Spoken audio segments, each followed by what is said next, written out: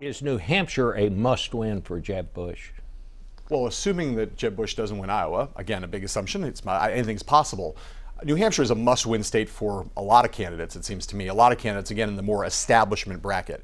If you're Jeb Bush, New Hampshire is the place, I think, as Mark's right. That's where you're going to notch your first win, if you're going to notch a win.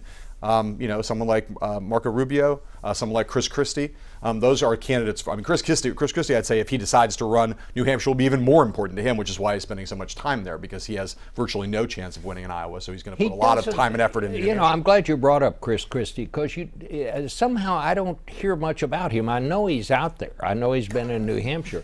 Is he still a candidate? This is bad news for Chris Christie that you're not hearing much about him. I think he is clearly focused on New Hampshire, and New Hampshire is a kind of state that might like Chris Christie, because this kind of social issues on which he's not quite as in tune with the Republican Party matter less there. New Hampshire likes a fighter. They also like people candidates who go out and talk to them, interact with them at town halls, at coffee clutches, and he is great in that form. Also defended Tom Brady. He's got some. Yes, he did. He's got some big problems, right? I mean, where the Bridgegate investigation goes, we don't know. But he's also, in some ways, not a good fit with the Republican voters who, by and large, end up choosing the nominee. It's a tough race for him. Let's get back and talk a little bit about Hillary Clinton. And this is news coming in right now on somebody's phone. It's Hillary Clinton calling right now. It may be. So is all of this, you say so far she seems to be weathering this, but the emails, these contributions coming into the Clinton Foundation, it seems to me this is something, I don't know if it's hurt her so far, but I can't see that this helps her as we go down the line. How does this sort itself out? I think, look, it's weathering. I think, John said, okay, so she gets 60% and the story will be that, okay, she didn't win more. I mean, I don't think she cares about that. I think if you were to ask her right now, would you take 60% of the vote in every single early primary? She'd say, yeah, I'll take that deal. I mean, I think everyone fairly well agrees, including probably the Clinton people, that there will be an anti-Clinton vote somewhere in the Democratic primaries. I just don't think it matters. That's what blows me away. They really don't think this matters. If you ask the Clinton people, as I've had, they'll say, not only does it not matter, but trust doesn't matter. They've convinced themselves, because Bill Clinton did beat Bob Dole and did beat Bush with his trust numbers being worse than theirs. They've learned from that lesson that Hillary Clinton, her trust numbers can go down, as they have in most polls, and it doesn't matter. I think they're wrong. I think times have changed enough. She's not the kind of candidate he was, and mainly the times have changed in a way that transparency and accountability and integrity are really going to matter this election, and it's not something she can just gloss over. I asked this as a reporter. Will she have a news conference anytime soon, Susan? Here's this great, I think it was in a McClatchy story. It said, Bernie Sanders has had 31 encounters with reporters since he announced, and Hillary Clinton has had 0. And that, I think, is not sustainable for someone who wants to run in Iowa and New Hampshire and be president of the United States. You have to take questions from reporters, whatever you think of them. And here's one, number 6. That's the number of Democratic debates we're going to see in the primary season. I assume that Hillary Clinton will participate in all of them.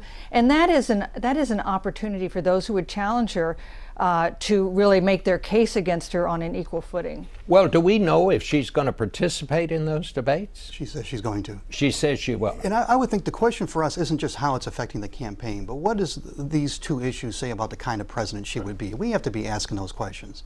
Is she going to be somebody who's going to be transparent? Well, maybe not. Is she somebody who's going to be accountable as a leader? Well, maybe not. Is she going to be someone who follows the rules?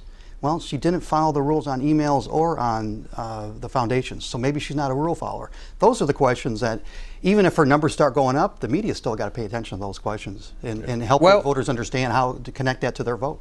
What about Bernie Sanders? Is there any way, any scenario that anyone sees that he would wind up with the nomination? I think it'd be very hard to imagine Senator Sanders, but being the Democratic nominee for the reasons we said before. She is, right now, he is a popular, he's got about 18% in New Hampshire in our poll.